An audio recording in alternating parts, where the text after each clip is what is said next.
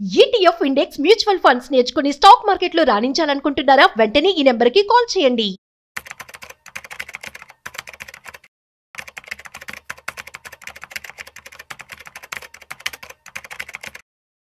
నమస్తే, welcome back to Suman TV. ప్రస్తుతం మనతో పాటు ఉన్నారు stock market analyst Sundararam Reddy గారు. నమస్తే సార్. నమస్తే మ్యామ్. సార్, మరి గోల్డ్ ప్రైస్ ఇంతలా ఉంది కదంటే 1,00,000 వరకు వచ్చేసింది కాబట్టి కొంతమంది ఆలోచన ఎలా ఉంటుందంటే, లేడీసే కానీ జెంట్సే కానీ మన దగ్గర ఉన్నటువంటి పాత బంగారాన్ని ఈ టైంలో అమ్మేసి కొత్తది కొనుక్కుంటే అంటే అలాంటి చేస్తే గనక నష్టాలు ఎంతవరకు ఉంటాయి, లాభాలు ఎలా ఉంటాయి అంటారు? ఒకటి అండి, ఎందుకు అమ్ముదాం అనుకుంటున్నారు అంటే కొత్త డిజైన్స్ కోసం షిఫ్ట్ అవుదామనా, లేకపోతే ప్రైస్ బాగుంది కాబట్టి అమ్మేసుకొని రేపు పొద్దున డ్రాప్ అయితే మళ్ళీ కొందామనే? కొంతమంది ఏంటంటే పాత బంగారం అమ్మితే మనకి డబ్బులు ఎక్కువ వస్తాయి, ఇప్పుడు ఇంత ప్రైస్ ఉంది కదా, ఎప్పుడో కొన్న వాళ్ళు ఉంటారు కదా సార్. అవును, ఒక 6-7 years బ్యాక్ కొన్న వాళ్ళు ఆ అమౌంట్ తోటి ఏం చేస్తారంటున్నా, ఆ అమౌంట్ తో మళ్ళీ కొత్త బంగారం మళ్ళీ కొత్త బంగారాన్ని తీసుకోవడానికి. మీరు ఎప్పుడైనా కొత్త బంగారం కొనుక్కుంటున్నారు అంటే పాత డిజైన్స్ నచ్చక కొత్త వాటికి షిఫ్ట్ అవుతుంది తప్ప రేటు గురించి కాదు అక్కడ, అంతే కదా. ఓల్డ్ బంగారం మారుస్తున్నామంటే ఆ డిజైన్స్ నచ్చక బోర్ కొట్టేసేసి కొత్త డిజైన్స్ లేటెస్ట్ మోడల్ కి అప్డేట్ అవుతున్నారు, అంతే కదా. మీరు ఎప్పుడైనా గోల్డ్ ని కొత్త డిజైన్స్ కి మారుతున్నప్పుడు ఒకటి మీకు మేకింగ్ ఛార్జెస్ ఎక్స్ట్రా ఉంటాయండి. అది ఎనీవేర్ బిట్వీన్ 10 to 20% దాకా ఉంటాయి, డిపెండింగ్ అపాన్ ద డిజైన్స్ బట్టి. తనుష్క లాంటికి వెళ్ళారంటే 20-25% ఇస్తుంటాడు మేకింగ్ ఛార్జెస్. అంటే దగ్గరలో ఉన్న గోల్డ్ స్మిత్ అయితే తక్కువ రేటుకి చేస్తుంటారు, మొత్తానికి మేకింగ్ ఛార్జెస్ ఇవ్వాల్సి ఉంటుంది.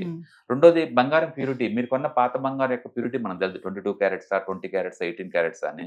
ఇప్పుడు తీసుకునే దానికి ఏ క్యారెట్స్ దాంట్లో డిఫరెన్స్ ఉంటుంది, ఆ డిఫరెన్స్ ఇవ్వాల్సి ఉంటుంది. 3, ఆథరైజ్డ్ గోల్డ్ షోరూమ్స్ అనుకోండి, జిఎస్టీ కూడా కలెక్ట్ చేస్తారు మీ దగ్గర నుంచి.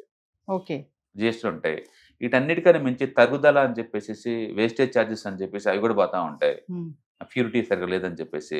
అందుకని పాత గోల్డ్ మీరు ఏదన్నా మార్చేటప్పుడు ఈ జిఎస్టీలు, ఈ వేస్టేజ్లు, మేకింగ్ ఛార్జెస్ వీటన్నిటిని కన్సిడర్ చేసుకొని మీరు మార్చుకోవటం బెటర్. యూజువల్గా అలా మార్చినంటే మీకు 10 to 20% దాకా డ్రాప్ అయ్యే ఛాన్స్ ఉంది మీ ఓవరాల్ వాల్యూషన్. అందుకని గోల్డ్ ఏదైనా చేసుకునేటప్పుడు ప్లెయిన్ సింపుల్ డిజైన్ చేయించుకుంటే అవి ఎవర్ ఎప్పటికీ ఉంటాయి, అవి అలా ఉంచుకోవటం బెటర్ అనమాట. అందుకని ఎక్కువ సార్లు ఈ ఈ గోల్డ్ ఆర్నమెంట్స్ అన్ని నిజంగా ఇన్వెస్ట్మెంట్ కింద వస్తాయంటే రావుండవి. ఇన్వెస్ట్మెంట్స్ అంటే క్యాష్ ఫ్లో ఉండాలి ఖచ్చితంగా. మీరు ఎవరైనా ఇన్వెస్ట్మెంట్ కోసం చేస్తున్నారు అనుకుంటే కనుక స్టాక్ మార్కెట్లో గోల్డ్ ఈటీఎఫ్స్ దొరుకుతాయి, గోల్డ్ మ్యూచువల్ ఫండ్స్ ఉంటాయి, వాటిని కొనండి. పెరిగినప్పుడల్లా అమ్మండి, పడ్డప్పుడల్లా మళ్ళీ కొనండి, పెరిగినప్పుడల్లా మళ్ళీ అమ్మండి. ఇలా చేయడం ద్వారా మీకు క్యాష్ ఫ్లో జనరేట్ అవుతుంది, లాస్లో అమ్మాల్సిన అవసరం ఉండదు. కానీ ఇన్వెస్ట్మెంట్ కోసం కాదు, ఆర్నమెంట్ కోసం అనుకున్నప్పుడు మాత్రం మీరు కొనండి. ఎందుకంటే మ్యారేజెస్ అప్పుడు ఆర్నమెంట్స్ అనేది మ్యాండేటరీ, నువ్వు ఎస్కేప్ అవ్వలేవు అక్కడ. 100 గ్రాముల బదులు 50 గ్రాములు పెట్టడం కంపల్సరీ కదా, దానికోసం అయితే కొనండి తప్ప ఇన్వెస్ట్మెంట్ కోసం అయితే గోల్జులు పోమొద్దు. అన్నెసరీగా ఫ్రీక్వెన్సీగా చేంజెస్ చేయొద్దు, లేటెస్ట్ డిజైన్స్ అంటూ చేయమాకండి. ఎందుకంటే మీరు చేస్తే వీటిని కన్సిడర్ చేయాలా, మేకింగ్ ఛార్జెస్, వేస్టేజ్ ఛార్జెస్, జిఎస్టీలు, అదర్ ఛార్జెస్ అన్ని వేస్తూ ఉంటారు. మీకు ప్రతి మార్చినప్పుడల్లా మీరు ఎంతో కొంత వాల్యూ కోల్పోతూ ఉంటారు. అందుకని రేటు పెరిగింది తగ్గింది అని కాకుండా మీరు ఎందుకు మారుస్తున్నారో క్లారిటీగా అనుకుంటే మనం చేసుకోవచ్చు. ఇండియాలో ఆల్మోస్ట్ 50% రీసైక్లింగ్ గోల్డ్ అండి, పాత గోల్డ్ బయటకు వస్తుంటుంది. ఎందుకంటే మనోళ్ళు అఫీషియల్గా ఇంపోర్ట్ చేసుకున్నది 5 లక్షల వర్త గోల్డ్, అది కూడా స్విట్జర్లాండ్ నుంచి, గల్ఫ్ రీజన్స్ నుంచి, సౌత్ ఆఫ్రికా నుంచి ఇంపోర్ట్ చేసుకుంటారు. 100కి 100% మన దగ్గరకు వచ్చేది మొత్తం కూడా బయట నుంచే వస్తుంది. 5 లక్షల కోట్ల వర్తది. ఇంటర్నల్గా ఇంకో 5 లక్షల కోట్ల వర్తది రీసైక్లింగ్ అవుతా ఉంది పాత బంగారం అంతా. బట్ వాళ్ళ రిక్వైర్మెంట్ ఏంటంటే మీరు అన్నట్టు ఏదైనా నెసరీ అయ్యి ఉండి అమ్ముతుండొచ్చు, లేదంటే డిజైన్స్ మార్చుకుంటా అమ్మి ఉండొచ్చు. అలా మరి కొంతమంది అనుకుంటారు కదా సార్, ఇప్పుడు 10 గ్రాములు 40,000 60,000 ఉన్నప్పుడు కొన్న వాళ్ళది మరి ఇప్పుడు పెరిగింది కదా, అమ్ముతున్నారు. అమ్మిన తర్వాత ఈ డబ్బుతో ఏం చేస్తున్నారు నేను అంటుంది అది. అమ్మినప్పుడు నేను 40,000 దగ్గర కొన్నాను, ఇప్పుడు 1,00,000 దగ్గర అమ్మేశాను, ఈ డబ్బుతో మీరు ఏం చేస్తారు, మళ్ళీ గోల్డ్ కొనాలంటే మీరు అమ్మటం మంచి ఆర్నమెంట్ వస్తుంది కదంటే కొంచెం ఎక్కువ ఎక్స్ట్రా ఆర్నమెంట్ వస్తుంది అని ఆలోచిస్తారు కదా. ఆర్నమెంట్ ఎక్స్ట్రా ఎట్లా వస్తుంది, మీరు అమ్మిన 100 గ్రాములకు 100 గ్రాములు వస్తుంది, 10 గ్రాములు 10 గ్రాములు వస్తుంది, వాల్యూ మారింది తప్ప కొత్తగా రాదండి. అందుకని డిజైన్స్ ఏదైనా అప్డేట్ అవ్వాలంటే అవ్వండి, కానీ రీజన్ పెరిగిన రీజన్ కాదు, అది పెరిగిన రీజన్ అయితే ఖచ్చితంగా కాదు. ఇంకా చెప్పాలంటే ఈ మధ్య చైనాలో ఏం చేశారంటే వాళ్ళు బంగారాన్ని ఇన్స్టెంట్గా కరిగించడం, అక్కడ ఏటీఎం మిషన్ లాంటి ఉంటాయి అనమాట. మన ఇన్స్టెంట్గా పెట్టగానే దాన్ని ప్యూరిటీ బేస్గా తీసుకొని ఎన్ని క్యారెట్స్ గోల్డ్ చూసి స్పాట్లో కరిగి మెల్ట్ అయిపోయి అంత ఈక్వల్ డబ్బు నీ బ్యాంక్ అకౌంట్లో డిపాజిట్ అవుతుంది స్పాట్లో. ఇది చైనాలో ప్రవేశపెట్టారనమాట, అది బాగా సక్సెస్ అవుతుంది అక్కడ. ఇండియాలో కూడా ఫ్యూచర్లో ఇలాంటి ప్రవేశపెట్టారనుకోండి, ఎవరైనా రెడీమేడ్గా అమౌంట్ కావాలనుకుంటే అంటే స్పాట్లో వాళ్ళ దగ్గర ఉన్న గోల్డ్ ఆ ఏటీఎం మిషన్ దగ్గర పెట్టేసేసి క్యాష్ కన్వర్ట్ చేసుకుంటారు. ఇది లీగల్ ప్రొసీజర్ కాబట్టి అందులో డూప్లికేషన్ ఉండవు అనమాట. బహుశా ఫ్యూచర్లో కూడా అలాంటి ఏదైనా వస్తే బాగుంటుంది. ఎందుకంటే వేరే అసెట్ క్లాస్ అన్నిటికీ లెక్కలు ఉంటాయి గవర్నమెంట్ దగ్గర. నేను బ్యాంకులో డిపాజిట్ చేశావు, గవర్నమెంట్కి లెక్కలు ఉంటాయి. నువ్వు ల్యాండ్ బ్యాంకులో పెట్టావు, గవర్నమెంట్ దగ్గర లెక్కలు ఉంటాయి. స్టాక్ మార్కెట్లో పెట్టావు, లెక్కలు ఉంటాయి. గోల్డ్కి లెక్కలు లేవండి. ఇండియాలో 24,000 టన్నుల గోల్డ్ ఉందనే కానీ ఎవరి దగ్గర ఉంది, ఎలా మూవ్ అవుతుందో కూడా ఎవరికి గవర్నమెంట్ ట్రాకింగ్ లేదండి. అందుకని ఈ అసెట్ మీద ఎవరికి కంట్రోల్ లేవు. అందుకని లాస్ట్ ఇయర్ 35% పెరిగినా కూడా ఈ పెరిగిన బెనిఫిట్ ఎవరైనా నిజంగా పొందుతున్నారా అంటే ఎవరి దగ్గర వాళ్ళు పెరిగింది అని అనుకోవటమే తప్ప వాళ్ళు దాన్ని ఏమి ఎంజాయ్ చేయట్లేదు అక్కడ. ఎందుకంటే క్యాష్ ఫ్లో లేదు కదా, క్యాష్ ఫ్లో ఏం లేదు. అంటే మ్యారేజ్ ఏదైనా ఇంట్లో వాళ్ళకి అవుతుంటే అప్పుడు ఆ గోల్డ్ వాడుకోవటం తప్ప అదర్వైజ్ దానివల్ల ఏమి ఉండదండి. అది పెరిగింది నోషనల్ పేపర్ లాస్ లో పేపర్ గెయిన్ ఉంటాం కదా, అలాగని ఇది కూడా నోషనల్ గెయిన్ కింద లెక్క అంతే. సో అట్లా చేస్తే మాత్రం నష్టమే కానీ లాభం అయితే ఏముండదు. ఫ్రీక్వెన్సీగా మీరు ఆర్నమెంట్స్ మార్చడం వల్ల చాలా లాస్ ఉంటుంది. ఫ్రీక్వెన్సీగా అదే దాని ఇన్వెస్ట్మెంట్ అనకూడదు, మనం వేస్టేజ్ ఎక్కువ ఉంటుంది. కాబట్టి ఇన్వెస్ట్మెంట్ అంటే ఏంటంటే క్యాష్ ఫ్లో ఉండాలి. దాని ద్వారా ఎంతకంత అమౌంట్ మనకి బ్యాక్ వస్తూ ఉండాలి. ఇల్లు కొని రెంట్కి ఇచ్చావు, ఎంతకంత క్యాష్ ఫ్లో ఉంది. బ్యాంక్లో మనీ డిపాజిట్ ఇచ్చాను, ఎంతకంత క్యాష్ ఫ్లో ఉంది.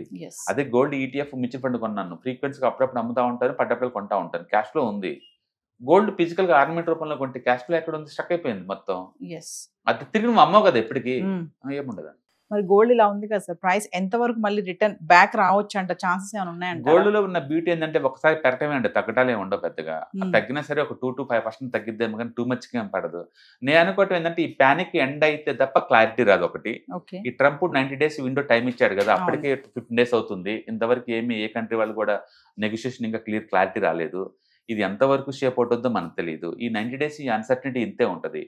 గోల్డ్ మామూలుగా అయితే 14 years cup and handle pattern breakout అయింది అనమాట డాలర్ ఫార్మేట్ లో. దాని టార్గెట్ 3,000 కానీ 3,000 దాటి 3,400కి వచ్చింది అది డాలర్ ఫార్మేట్ లో. అందుకో టూ మచ్ మూవ్ అయింది ఆల్రెడీ. కానీ ఈ ప్యానిక్ చూస్తే రోజుకి ఇలా 1% 2% మూవ్ చూస్తే ఇది కనుక 1,10,000 దాకా పోయే ఛాన్స్ ఎక్కువ ఉంది అనిపిస్తుంది. డిసెంబర్ కల్లా కిందకు వస్తే 90,000 దగ్గర రావచ్చు. మొత్తానికి ఇది నెక్స్ట్ 1 year లో 1,10,000 కింద పైకి కిందకి 90,000 చొప్పున రొటేట్ అవుతుంది తప్ప అందరూ అనుకున్నట్టు పడే అంత ఛాన్స్ లేదండి. ఎందుకంటే సెంట్రల్ బ్యాంక్స్లే ఇండియాలో ఉమెన్ కొన్నట్టు ఈజీ కొనేస్తున్నారు. వాళ్ళ దగ్గర డాలర్ డంప్ చేసుకుంటూ అండ్ గోల్డ్ కన్వర్ట్ చేసుకుంటున్నారు. అందుకని అంత డిమాండ్ వస్తుంది వరల్డ్ వైడ్ గా. అందుకని ప్రాబ్లం ఇండియన్ సెంట్రిక్ కాదు, ఇండియాలో ఉన్న మ్యారేజ్ సీజన్ కాదు, అది వరల్డ్ వైడ్ గా వచ్చే హ్యూజ్ డిమాండ్ అది. సో కాబట్టి అది ఎంత దూరం పోతుందో ఎలా షేప్ అవుతుందో మనకు తెలీదు. స్టాక్ మార్కెట్లో ఏంటంటే ట్రెండ్ ఈజ్ ఎవర్ ఫ్రెండ్ అంటారు. ఆ ప్రస్తుతానికి ఆ ట్రెండింగ్ నడుస్తుంది. దాన్ని ఫ్రెండ్లీగా తీసుకుని మీరు కూడా కొనాలి తప్ప ఇది ఎక్కడ పడుతుందని మనం వెయిట్ చేయకూడదు. ట్రెండ్ కంటిన్యూ అవుతుంది. మేబీ 1,10,000 అలా రావచ్చు. ఇప్పటికైతే అది ఆగిద్ది అంటానికి ఎలాంటి సింటమ్స్ కనపట్టలేదండి. అక్కడ డాలర్ డ్రాప్ అవుతుంది, ఇది ఇలా పెరుగుతుంది. బహుశా ఇది ఆగితే ఇది ఆగచ్చు, ఇది పెరిగితే ఇది పడచ్చు. అంటే ముందు మరి అక్షయ తృతీయ ఉంది కదా సార్, ఇప్పుడు కొనొచ్చు అంటారా? అప్పటి వరకు ఆగితే ఏమన్నా? నేను అంటున్నదే, మీరు ఇన్వెస్ట్మెంట్ కోసం కొంటున్నారా లేదా ఆర్నమెంట్ కోసం కొంటున్నారా? ఇంట్లో మ్యారేజ్ కోసం ఆర్నమెంట్ అయితే మ్యాండేటరీ, ఎస్కేప్ అవ్వలేరు. ఇన్వెస్ట్మెంట్ కోసం అయితే పోస్ట్ పోన్ చేసుకోవచ్చు కదా కావాలంటే. ఏదైనా సరే SIP ఫార్మేట్ లో కొంటే బ్యూటీ ఏంటంటే పడ్డా పెరిగినా అన్ని బ్యాలెన్స్ అవుతుంటాయి కాబట్టి మనకు వచ్చే పని లేదు. రెండోది, నీకు 12 to 12% కావాలంటే గోల్డ్ లో పెట్టచ్చు. అంతకంటే ఎక్కువైతే మనం ఎక్స్పెక్ట్ చేయలేము. Last year too much gold పెరిగింది కాబట్టి ఈ సంవత్సరం అంత పెరగడం ఛాన్స్ లేదు. కానీ వరల్డ్ వైడ్ కండిషన్స్ అన్ని ప్రస్తుతానికి గోల్డ్ కి కన్వీనియంట్ గా ఉన్నాయి కాబట్టి అది ఎంతలోనే పోవచ్చు. అది ఎంత అనేది మనకి డాలర్ ఇండెక్స్ మూవ్మెంట్ బట్టి ఉంటుంది. హాయ్, మీరు స్టాక్ మార్కెట్ కి కొత్త లేదా మీరు మార్కెట్ లో ఉన్నా సరే మనీ మేక్ చేయడం టఫ్ గా ఉందా? అంటే స్టాక్ మార్కెట్ లో ఎన్ని సంవత్సరాలు ఉన్నా సరే ఇంకా బ్రేకింగ్ ఏం రావట్లేదా? లేదా మీరు పెద్ద మొత్తంలో స్టాక్ మార్కెట్ లో మెయింటైన్ చేయాలనుకున్నారా? మీ పొజిషన్ ఏదైనా అయి ఉండొచ్చు. స్టాక్ మార్కెట్ లో కనుక లాంగ్ టర్మ్ లో మనీ మేక్ చేసుకోవాలనుకుంటే షార్టెస్ట్ పాసిబుల్ వే అంటే ETFs, index funds, mutual funds ద్వారా లిటిల్ బిట్ ఈజీగా ఉంటుందన్నమాట. కాబట్టి మీకు ఎవరికైనా ఇంట్రెస్ట్ ఉందంటే ETFs, index funds and mutual funds నేర్చుకోవడానికి ఇది బెస్ట్ పాసిబుల్ వే ఏంటంటే ETFs, index funds and mutual fund course. ఇది ఎవ్రీ మంత్ వీకెండ్స్ లో సాటర్డే, సండే, మండే ఇలా 3 రోజుల్లో daily 2 hours totally 6 hours program ద్వారా నేర్పడుతుంది.